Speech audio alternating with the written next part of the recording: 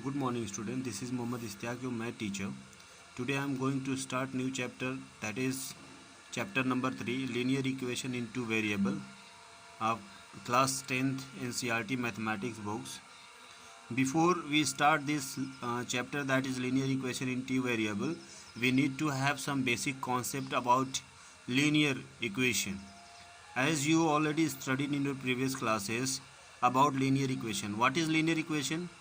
In this previous chapter, that is polynomial, I have already explained what is linear equation. A equation which has only one degree of polynomial is known as linear equation. Suppose I write 2x plus 3 is equal to 0.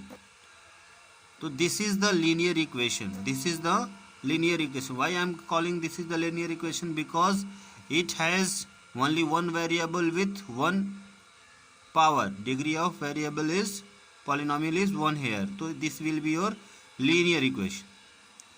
तो यहाँ पे question जो chapter है linear equation in two variable means we have to have two variable in a given equation.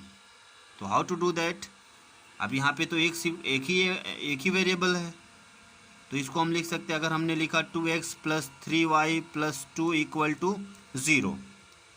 So now this will be the linear equation in two. Linear equation, why it is linear equation? Because it have two variable and both have one degree of polynomial. तो इसलिए इसको हम linear equation बोलेंगे. तो अब यहाँ पे x and y, अब यहाँ पे आप देखिए ये किस फॉर्म में है? ax plus by plus c equal to 0. ax plus by plus c is equal to 0 where a, b and c are real numbers.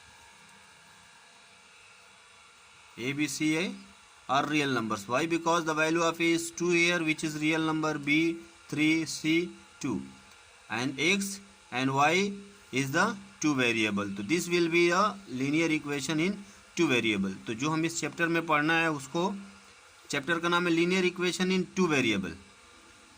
तो ये आपका हो गया linear equation in two variable. तो आपके पास A1, अब चैप्टर का नाम है pair of linear equation in two variable. Means we have two linear equation. Means A1x plus B1y plus C1 is equal to 0, A2x plus B2y plus C2 is equal to 0. Now this is the pair of linear equation in two variable. A1 B1 C1, A2 B2 C2 are the constant term. A1 B1 coefficient of x and y, A2 B2 coefficient of x and y, C1 C2 constant term. तो ये आपका हो गया pair of linear equation in two variable x and y. तो इस chapter में जो हमको सॉल्यूशन फाइंड करना है उसको हमको क्या फाइंड करना है, उसको हम लिख सकते हैं दो मेथड से. First method is graphical method,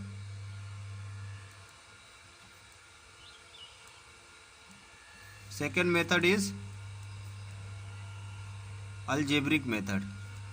दोनों को हम यहाँ पे डिटेल में आपको समझाएंगे. First one is graphical method. Graphical method में क्या है, किसी भी अलजेब्रिक एक्सप्रेशन को ग्राफ पे हम कैसे रिप्रेजेंट करेंगे, that will be the graphical method. अब जैसे मान लीजिए you have given two equation, pair of linear equation, this one and this one. If इसमें क्या है, third condition, three condition will be there in graphical method. First condition is if a1 upon a2 is equal to b1 upon b2, not equal to b1 upon b2. Means a1 a2 not equal to b1 upon b2. Let me take an example. If I have taken 2x plus 3y plus 8 is equal to 0, 3x plus 5y plus 9 equal to 0. So this is equation 1, this is equation 2. Comparing these two equation, from these two equation what we will get? A1 is equal to, अगर हम इसको first से compare करें, A1 equal to 2, B1 equal to 3 and C1 equal to 8. इसको हम second से compare करें तो A2 equal to 3, B2 equal to 5 and C2 equal to 9 है.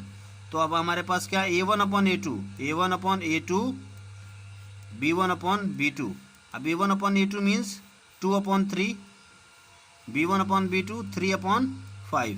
इसके सामने हमको इक्वल टू का सिंबल लगाना है, विच इज नॉट इक्वल। ये दोनों वैल्यू क्या है, इक्वल नहीं है। तो इस तरह की कंडीशन क्या कहलाएगी, here a1/a2 not equal to b1/b2। जब इस तरह की कंडीशन किसी पेयर ऑफ लीनियर इक्वेशन को सॉल्व करने के बाद आती है तो वहाँ पे क्या हमको मिलेगा कि दो लाइन है, एक ये लाइन है ग्राफ पे रिप्रेजेंट करेंगे, एक ये लाइन, तो वो किसी न किसी एक पॉइंट पे एक दूसरे को क्या करेंगी, कट करेंगी। तो यहाँ पे लिखेंगे इस लाइन को इंटरसेक्टिंग लाइंस। जब ये इंटरसेक्टिंग लाइन है एक पॉइंट पे कर रही है तो इसके पास क्या होगा, one solution will be there. सिर्फ एक ही सॉल्यूशन, क्योंकि एक पॉइंट पे कट कर रहा है इसलिए एक ही सॉल्यूशन होगा। और एक चीज थर्ड कंडीशन इस पे ये हम कह सकते हैं कि जब किसी पेयर ऑफ लीनियर इक्वेशन जो इंटरसेक्टिंग लाइन होती हैं और उसका अगर ओनली वन सॉल्यूशन होगा तो इस तरह के इक्वेशन क्या कहलाते हैं, कॉन्सिस्टेंट कहलाते हैं। कॉन्सिस्टेंट कहलाते हैं। क्यों कॉन्सिस्टेंट कहलाते हैं, क्योंकि इसका सिर्फ एक ही वैल्यू होता है। हाँ, second method is, second condition of graphical method is, second condition में हम देखेंगे a1/a2 b1/b2 एंड c1/c2 को कंपेयर करेंगे।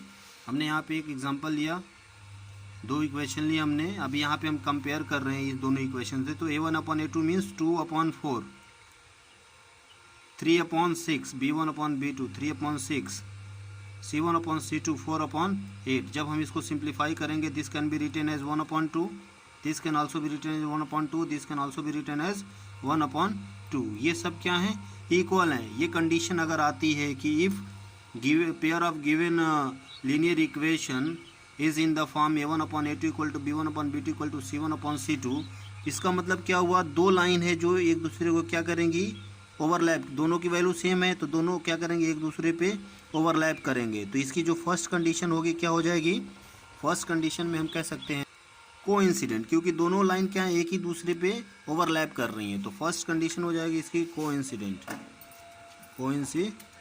सेकंड कंडीशन, अगर दो लाइन कोइंसिडेंट है इसका मतलब यहाँ पे भी टच करेगा, यहाँ पे भी टच करेगा, यहाँ पे भी टच करेगा, हर जगह से टच करेगा।